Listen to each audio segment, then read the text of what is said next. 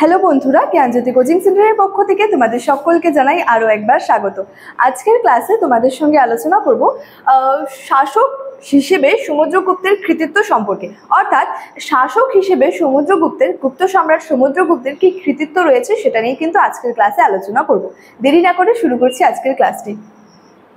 দেখো, প্রথমে বলবো যে কোন উপাদানের উপর ভিত্তি করে আমরা সমুদ্রগুপ্ত সম্পর্কে জানতে পারি।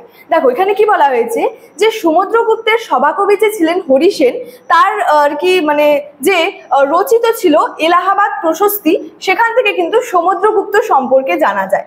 অর্থাৎ সমুদ্রগুপ্তের সভাকবি কে ছিলেন? হরিসেন ছিলেন। তার রচিত যে এলাহাবাদ প্রশস্তি রয়েছে, অর্থাৎ হরিসেনের রচিত যে এলাহাবাদ প্রশস্তি রয়েছে, সেখান থেকে কিন্তু সমুদ্রগুপ্ত সম্পর্কে জানা যায়।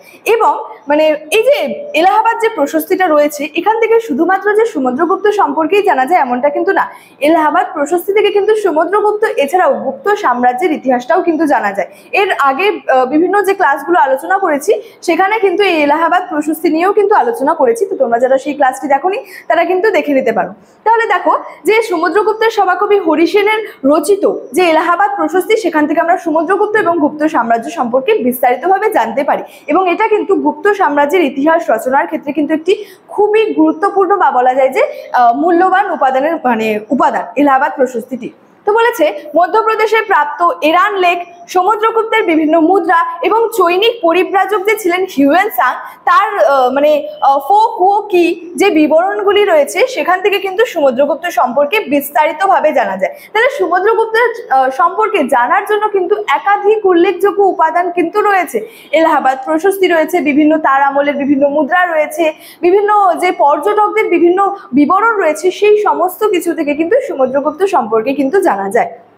আচ্ছা, নেক্সট দেখো কি এবার হচ্ছে যে শাসক হিসেবে একজন সুশাসক হিসেবে, একজন খুবই দক্ষ শাসক হিসেবে সমুদ্রগুপ্তের কি কি কৃতিত্ব ছিল সেগুলি নিয়ে কিন্তু আলোচনা করছি। দেখো কি বলা হয়েছে, সমুদ্রগুপ্তের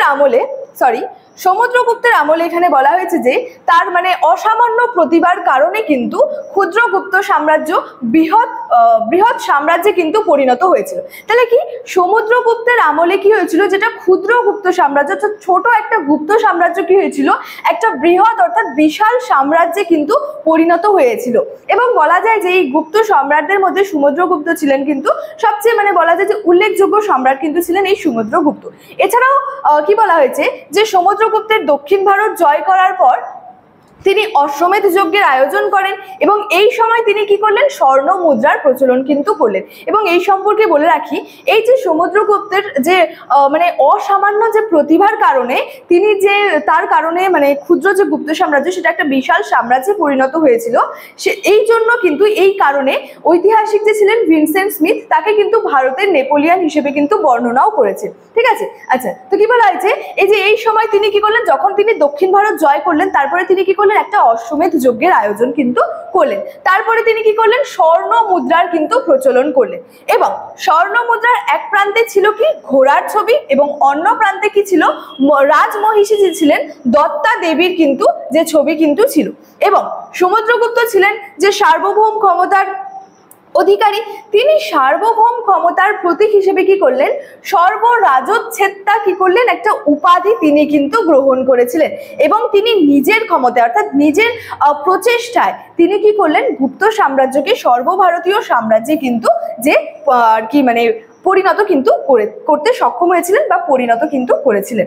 আচ্ছা, এছাড়াও কি বলা যায়, যুদ্ধ জয় এবং অধীনতামূলক যে মিত্রতা নীতি রয়েছে, তার সেই নীতির দ্বারা তিনি কি করেছিলেন, সমুদ্রগুপ্ত তিনি তার সাম্রাজ্য গঠন কিন্তু করেছিলেন। তাহলে তিনি সাম্রাজ্য গঠন করার ক্ষেত্রে কোন নীতিটা গ্রহণ করেছিলেন, তিনি হচ্ছে অধীনতামূলক মিত্রতা নীতি, যুদ্ধ জয় এবং অধীনতামূলক মিত্রতা নীতির দ্বারাই কিন্তু সমুদ্রগুপ্ত কিন্তু যে সাম্রাজ্য গঠন কিন্তু করেছিলেন।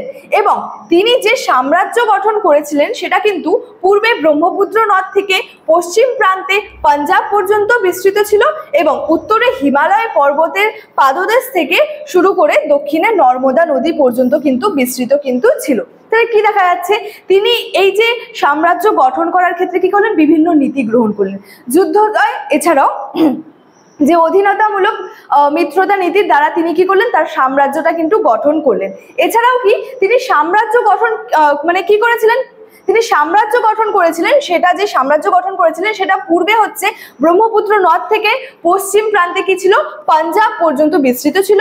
উত্তরে কি ছিল, যে হিমালয় পর্বতের পাদদেশ থেকে দক্ষিণে কিন্তু নর্মদা নদী পর্যন্ত কিন্তু বিস্তৃত ছিল। তাহলে আজকে আলোচনা করছিলাম যে শাসক, একজন শাসক হিসেবে সমুদ্রগুপ্তের কি কি কৃতিত্ব রয়েছে সেই সম্পর্কে।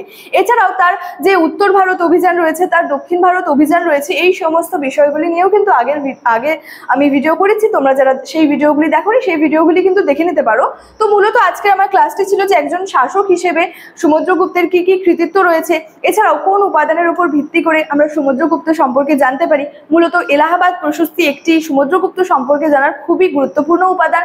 এছাড়াও দেখলাম যে তার প্রচেষ্টা, অর্থাৎ সমুদ্রগুপ্তের প্রচেষ্টায় কি হয়েছিল, তার অসামান্য প্রতিভার কারণে ক্ষুদ্র গুপ্ত সাম্রাজ্য কিন্তু একটা বিশাল বা বৃহৎ সাম্রাজ্যে কিন্তু পরিণত হয়েছিল, এবং যার জন্য ভিনসেন্ট স্মিথ যে ছিলেন তাকে কিন্তু, অর্থাৎ ভিনসেন্ট স্মিথ সমুদ্রগুপ্তকে কিন্তু ভারতের নেপোলিয়ন বলে আর কি বর্ণনা করেছেন। তার কারণ তার একার প্রচেষ্টায়, অর্থাৎ তার সমুদ্রগুপ্তের অসামান্য প্রতিভার কারণে সেই ক্ষুদ্র গুপ্ত সাম্রাজ্য একটা বিশাল সাম্রাজ্যে পরিণত হয়েছিল। তাহলে সমুদ্রগুপ্তের একজন শাসক হিসেবে সমুদ্রগুপ্তের কি কৃতিত্ব ছিল, এই নিয়ে কিন্তু আজকে আমার ক্লাস এতটাই ছিল। ক্লাসটি শেষ করার আগে তোমাদেরকে একটা ছোট্ট ইনফরমেশন দিতে চাই, যে তোমরা যারা ভাবছো এই মুহূর্তে এসে আমাদের সঙ্গে অনলাইনে যুক্ত হবে বা নোটসপত্র থেকে শুরু করে সাজেশনস নেবে, তারা কিন্তু আমাদের হেল্পলাইন নাম্বারে যোগাযোগ করতে পারো। আমাদের হেল্পলাইন নাম্বার হলো 6295916282 এবং 7076398606। আজকের ক্লাস এতটাই ছিল, আজকের ক্লাসটি কিন্তু এতটাই ছিল। দেখা হচ্ছে তোমাদের সঙ্গে পরবর্তী কোনো ক্লাসে একটি নতুন টপিকের সাথে। তোমরা সকলেই ভালো থেকো, সুস্থ থেকো। Thank you so much. Thanks for watching.